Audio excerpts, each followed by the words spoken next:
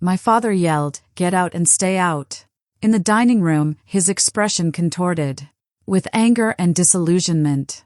The turkey from Thanksgiving remained unaltered between us, as his remarks reverberated from the walls of our San Diego family home. I stared there in disbelief at the poison in his. My fork is still halfway to my mouth. Suddenly, the cranberry sauce felt familiar, and it tasted bitter. The crushing weight of his expectations, like a physical force on me. Belhampton is my name, and I'm 28 years old, and I had recently broken my dad's meticulously crafted dream for our ancestry. As far back as I could recall, Douglas Hampton had planned every detail of my existence around a single objective, accompanying the esteemed Hampton and law firm associates that gave birth to our family. My brother Chase's name. He had fallen in line flawlessly, earning a Harvard degree, law, and assuming his function with ease as a junior partner. However, I had consistently been distinct, constantly inquiring, constantly attracted to something more substantial than chargeable hours and business disputes. When I informed my father that I had formally dropped out of law school, I observed his 28-year investment in me disintegrate in before of his eyes. He had built Hampton over several decades and partners into a San Diego-based, the most reputable family law procedures, and I had just dumped it all in his head. Away. Janine, my mother, sat still. Her wineglass was shaking next to him, slightly in her well-groomed hands. Mastered the technique of quiet consent. Over time, never questioning my father's outlook on the future of our family. You bring shame to all of this. Family has grown, Douglas added. His tone fell to one of threat. Whisper that felt more menacing than his yelling. I've gave up everything to provide you with chances, and this is how you pay it back. Me. I cautiously put down my fork, sensing a cold, resolute feeling occupying my chest. Although the disappointment wasn't brand new, there was finality in his voice. Chase moved, uncomfortably seated, his gaze staring at his plate as though the mysteries of the potato were cosmos. At the age of 34, he still unable to get himself to stand up for me against the anger of our father. I've done everything for you, Douglas murmured, getting to his feet so quickly that his chair scratched against the hardwood floor. Get out of my house. Get out and keep out. The harsh gasp that my mother took was the sole noise in the space as I gradually got up and carefully tucked my napkin next to my plate. The familial custom. Dinner had turned into a show that we all took part in. However, tonight, at last, the curtain had down. While I was walking, I could feel their eyes moving toward the door. On my back, nonetheless, no one yelled to stop me. The quiet was more powerful than any words might have. Growing up living in a Hampton home meant being subject to the continuous pressure to succeed and looks. The foundation of my father's reputation was the cornerstone of family values and heritage. Paradoxically, even while emotionally pulling away from his own kids, Chase had consistently been the golden child who inquired about appropriate inquiries and made the appropriate options. He received a summa laude degree from Harvard, reached the threshold on his first try, and adapted to the household with ease. Business without ever asking if that was what he really desired. In contrast, I had always been the daughter who causes trouble. As Chase studied taxes and corporate law, I discovered that I was interested to environmental, social entrepreneurship and science. While I was an undergraduate at UC San Diego, I volunteered throughout the summers, in conjunction with sustainable development organizations rather than working as an intern at esteemed legal practices. My dad put up with these stages for as long as I continued to retain my grades and remained on, preparing for law school. The strain has been growing between us for years. However, it reached a tipping point when Stanford Law, my second year. I was listening while seated in a contracts class, droning on about breach to a professor. Soon when I became aware that I was gradually dying within. Each case study felt like a nail in the coffin of who I really am. That. I called my roommate at 3 in the evening. Years before, Maya, who was employed with a venture capital group managed by women in Los Angeles. I informed her, pacing, I had an idea. Around my small apartment close to the university. Kits for solar-powered infrastructure for community development, plug and play. Systems capable of producing clean energy. Providing internet access to distant regions. Maya paid close attention as I described my idea. The technology existed already, but no one had calculated figuring out how to make it available and reasonably priced for underserved populations. The most. I had been investigating the idea for months, creating a sketch, napkin business models and reading late into the night about microfinance and investing with a social impact. You ought to present this to Maya at Vidian Capital. Recommended. They're trying to find precisely such inventiveness. Everything changed after that talk. I had discreetly withdrew within a week, left Stanford and relocated to a small Venice Beach co-working space. My parents believed I was on a temporary leave of absence in order to discover who I am, and I give them the impression. Chase phoned to check in from time to time, but talks always seemed halting and be cautious, as though both of us were terrified of stating anything incorrectly. For 9 months, I ate ramen and subsisted on my savings. Noodles as I worked on my proposal. I presented ideas to 17 distinct investment groups and were given 17 refusals. Form letters were among them.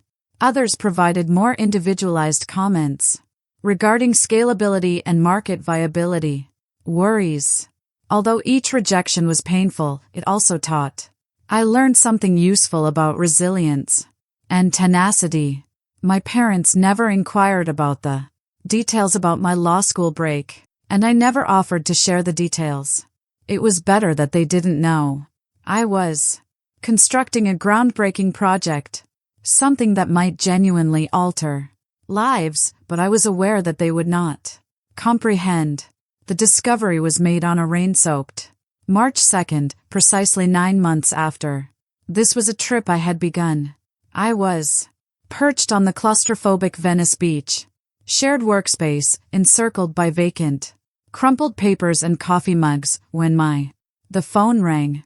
Caller ID displayed I didn't recognize the number, but something instructed me to respond.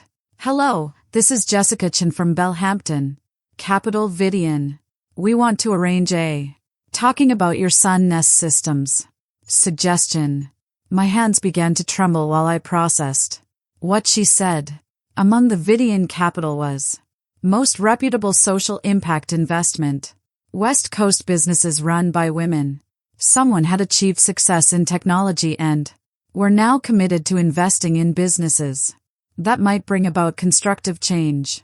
I had sent them my proposal 4 months ago, previously, and believed it had vanished in the shuffle when I didn't receive a response. The following week's meeting was held in their modern office in downtown Los Angeles. I dressed in my one and only business suit and carrying a portfolio made of old leather that it had been my grandfather's. The meeting room had a view of the city skyline, but I made an effort to keep a frightening environment makes me doubt myself. As I'm getting my presentation ready, I was introduced to the other by Jessica. Partners, Nigerian physician Dr. Amara Okafor, an engineer by birth who had transformed technology for water filtration, and Lisa, former Goldman Sachs employee Brennan, executive who departed from Wall Street in order to pay attention to investing sustainably. These were ladies who had dismantled obstacles and made their own routes, and I sensed a glimmer of hope that they might comprehend my vision. I displayed my notion of solar infrastructure with fervent accuracy, describing how it is possible to implement modular energy systems in African rural villages and South America. The technology was more than just supplying power. It concerned establishing communication, allowing instruction, and strengthening local economies. Every kit would come with solar, LED illumination, panels, and battery storage. Considering the capacity to access the internet via satellite, all enclosed in a unit that is waterproof and local technicians might build it. The market analysis reveals enormous desire, I clarified when navigating through slides that illustrated the extent of global energy poverty. Still, 2 billion individuals do not have access to dependable electricity as well as conventional grid infrastructure is too expensive, costly for isolated communities. Dr. Chua Okafor was visibly leaning forward, involved. Which scalability model do you use? How are you going to produce and can these systems be distributed at a reasonable cost? I had expected this query and spent weeks forming alliances with Southeast Asian manufacturers who focused on renewable energy elements. The secret was to create components that are standardized and could be generated effectively while preserving standards of quality. We collaborate with reputable producers and concentrate on deployment and assembly, I said. Our value proposition does not lie in innovation, solar technology. It is in the process of creating it accessible and long-lasting for communities most in need. By the end of the 2-hour meeting, I could see sincere enthusiasm in their eyes. I was led to the elevator by Jessica, and her final remarks gave me hope. We'll communicate shortly. This is just what our desired level of innovation. 4. I gave Maya a call that night to convey the information, but I kept my family. They continued to believe that I was taking a brief reprieve from law school. 3 weeks later, Vidian Capital called. Later, and everything was altered. Jessica spoke in a kind tone, yet she broke the news in a professional manner. That would change my life. We'd like to present Sun Nestabel. $30 million in Series A investment for systems, with a further series committed. B if your first-year deployment occurs. Targets. I almost dropped the $30 million phone. I had never made that much money. Imagined, sufficient to begin operations throughout 3 continents and create the necessary manufacturing alliances to quickly scale. The words were, and generous. 40% would go to Vidian. Interest in the business, which leaves me with dominating interest and the liberty to function in accordance with my vision. Jessica, there's one requirement. Went on. We would like you to agree to a opinion on the California Renewable Energy Council. It is an advisory board for the state that assesses green energy projects and disperses federal funds. Your knowledge would be beneficial and it would lend the Suns more legitimacy in the marketplace.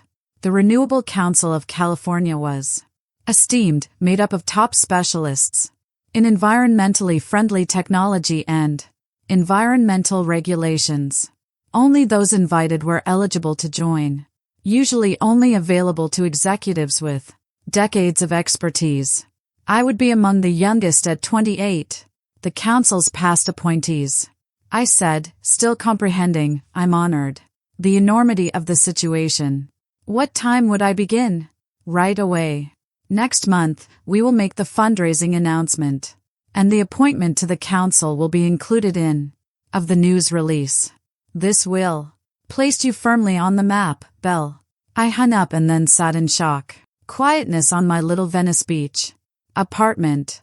9 months prior, I was a law school dropout, consuming ramen noodles and doubting each choice I had produced. I was going to be the chief now. Officer of strategy for a $30 million business that operates across several continents. The weeks that followed were a haze of court records, media appearances, and meetings for strategic planning. Vidian's team assisted me in creating a suitable corporate structure, employ important staff, and start the setup procedure. Manufacturing collaborations. I vacated my small flat and into a contemporary Santa Monica loft. At last able to purchase furniture that weren't purchased from second-hand shops. There was a lot of news coverage. Sunnest Systems was highlighted by TechCrunch as among the leading social impact companies to watch, and I was featured in Forbes' 30 Under 30 social list. Business ownership. It was satisfying to receive the attention, but also bizarre. I kept waiting for a tap, put a hand on my shoulder and informed me that there had been an error. During it all, my relatives didn't know I was successful. I had mastered the deflecting technique. Their inquiries regarding my goals, providing evasive responses regarding exploration, chances, and spending time determining things out. My dad had completely ceased inquiring, following our most recent awkward phone call discussion when he had once more proposed. I think about going back to law school before it was too late. Chase occasionally phoned, but our conversation seemed farther away. He was preoccupied with a well-publicized divorce, a case that was producing substantial publicity for Hampton and Associates, and it was evident to me that he was irritated by my seeming lack of guidance.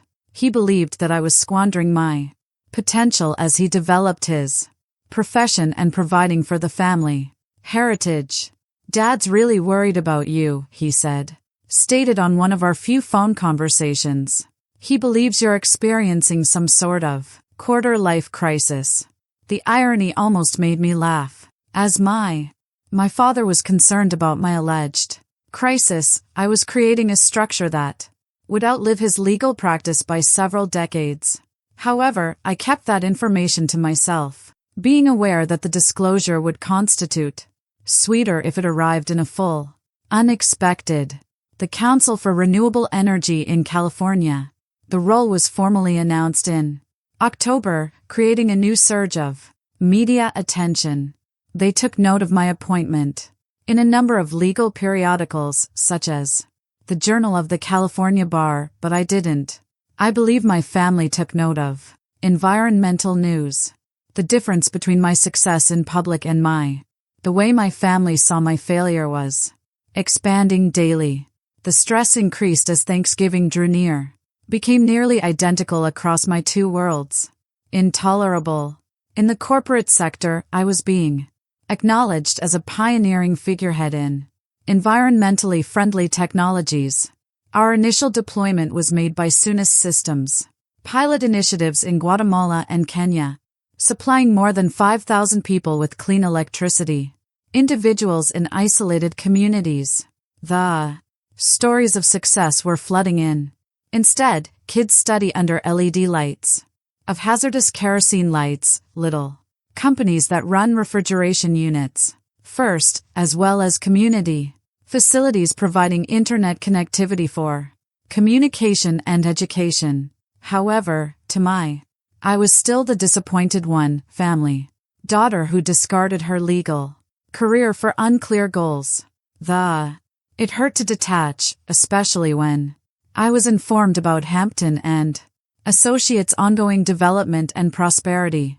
Recently, my father was recognized by the Bar Association of San Diego for his family law contributions, as well as Chase was under consideration for a cooperation. Earlier than expected, I got caught between the urge to express my accomplishments and the strategic importance of keeping my secret. A part of me desired to demonstrate to my dad that I had the appropriate decision. The withdrawal of what came out of law school was much more significant than a partnership in his company. However, another aspect of me realized that there would be more element of surprise, more potent than a slow disclosure. I made a decision the week before Thanksgiving, choice that would alter everything. I bought a home by the ocean for $7 million. Malibu, with Florida windows included. looking out over the Pacific and exclusive access to the beach. The house represented my accomplishments. But more significantly, it was a declaration of autonomy. I was no longer the surviving lost daughter. With excellent intentions and borrowed time, the property deal produced its own publicity as a celebrity. News organizations conjectured about the young IT leader who had acquired one of the most prestigious residences in Malibu. I was anxious about the attention, but I believed my family was overly preoccupied with their personal issues to observe property-related entertainment news. Purchases. I devoted the days preceding Thanksgiving preparations in detail. I knew it would be challenging. Dialogue. My family anticipated that I would declare my intentions to re-enter law school or at the very least admit that my experimental phase had not succeeded. Rather, I was heading to be honest with them about my retreat and let them to make their own judgments regarding my existing circumstances. On Thanksgiving morning, I took from Malibu to the home of my folks-in-law, taking the picturesque seaside path, Hoya, that had always made me feel less anxious. Even familiar neighborhoods had changed appearances. I was looking at them presently from a position of financial prosperity as opposed to reliance. Outside the house where I had parked, I mature, seeing how unassuming it appeared, in contrast to my new home in Malibu. At the door, my mother welcomed me with her typical blend of love and worry. "You look amazing, Belle. How are you? How do you feel about everything?" Everything was her tactful method of speaking of my prolonged absence from law school without recognizing the elephant in the room is becoming bigger. I gave a hug. I trailed after her into the kitchen. Amid the recognizable sounds and fragrances of making Thanksgiving took me back in time, returning to early family memories. Parties that had seemed cozier and more sincere. Chase showed up with his partner, Kelly, a fellow lawyer who worked for a rival company. They produced the ideal legal power pair, talking about current cases and the bar politics of affiliation with the simple trust of those who had never questioned the direction of their careers. Although Kelly had always been courteous to me, I could tell she was perplexed by the family's current situation. Disappointment. As we assembled in the dining area table, I was aware that this would be the final. During Thanksgiving, my family viewed me as a failure. The discussion I had been fear started out innocently enough, as family discussions frequently do. We had completed the main meal, and my mom was washing dishes as my dad poured wine beside the ritual. He approached everything with precision. Kelly and Chase were talking about a recent Supreme Court ruling that may have an effect. Family law procedures, and I discovered that sincere interest in their analysis, even if I took a different route. "Beale." Suddenly, my father said, turning his pay attention to me using the concentrated fierceness that has frightened me ever since early life. "I've been understanding during this entire circumstance, but we must have a conversation regarding your plans. In 2 months, the spring semester will begin. If you intend to return to Stanford, the papers must be completed promptly." It was obvious that he was making an assumption. Naturally, I would be going back to law school. School because there aren't any other sensible. Could there be an option? My mom nodded from the doorway of the kitchen, encouragingly, obviously expecting that this discussion would eliminate the ambiguity that had been overshadowing our family get-togethers. "Indeed, Dad," I remarked, putting down my wineglass with care. "I'm not going on a hiatus. Withdrawing from Stanford aid officially. Months in the past." The ensuing hush was deafening. Kelly paused in the middle of her dialogue with Chase, and I observed. As my mother digested, her face turned pale. What I just stated. My dad's expression changed from bewilderment to rage so fast that I nearly recoiled.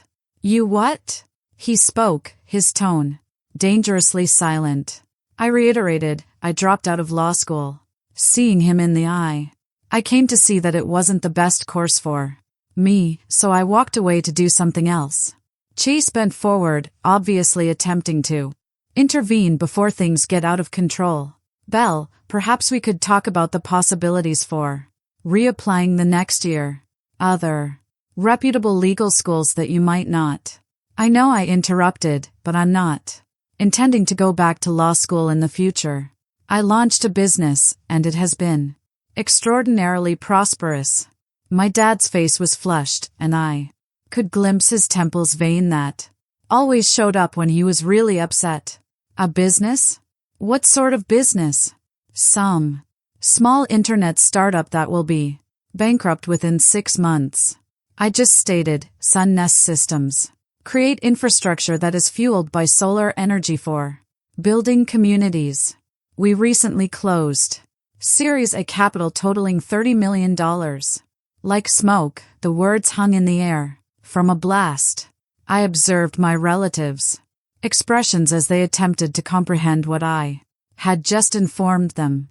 The additional $30 million, greater sum of money than Hampton and Associates, produced in income throughout the whole 30 years. According to my father, that is not feasible. Bluntly, you've missed 8 days of school. No one raises that amount of money in months without qualifications or experience. I have both, I simply answered. It took me 2 years to create the technology and business strategy while I was purportedly researching contracts and, additionally, last month I was assigned to the Renewable Energy Commission of California. Council. Kelly's eyes grew wide as she recognized it. The Council for Sustainable Energy? That's very prestigious. My company has made an effort to clients chosen to serve on that board for years. With a start, my father rose from his chair, rubbing up against the ground with a rough. Everyone wheezed at the sound. You're lying, he murmured, his tone brimming with a mix of anger and incredulity. This. Do you have a complex fantasy? Created to support discarding your schooling. I'm telling the truth, I said, staying sitting as he loomed over me. However, it's obvious that you'd rather think I'm hallucinating instead of accepting that I've achieved success without adhering to your strategy. At that moment, he blurted out the words that would put a permanent end to our partnership. The following morning, I traveled directly from my new Malibu home to my folks' mansion. The echoes of my father's words, "Get out and stay out," had sounded in my ears. Been his last words before I left. I knew they were leaving their dining room. Would be the final instance. The 20-minute travel the Pacific Coast Highway allowed me time to think about what had just occurred and to organize my next course of action. The buzzing on my phone had been continuous. Missed calls ever since I left La Jolla. From Chase and multiple text messages. From my mom requesting that I give them a call back. I disregarded everyone.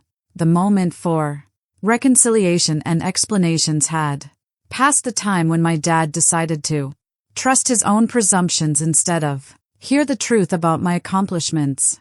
At midday, the moving truck arrived, carrying the few possessions I owned, amassed over the years of constructing Sun Nest Systems with difficulty. Everything was readily able to fit into 2 rooms. My spacious new house, a sobering memory of how drastically my situation had altered. While I was unpacking my laptop and my first solar photo in a frame installation in Kenya, I experienced a range of astonishment, melancholy, and freedom. I was struck by how intense it was. I gave Jessica a call that afternoon at Vidian Capital. Will talk about the schedule for our Central American expansion.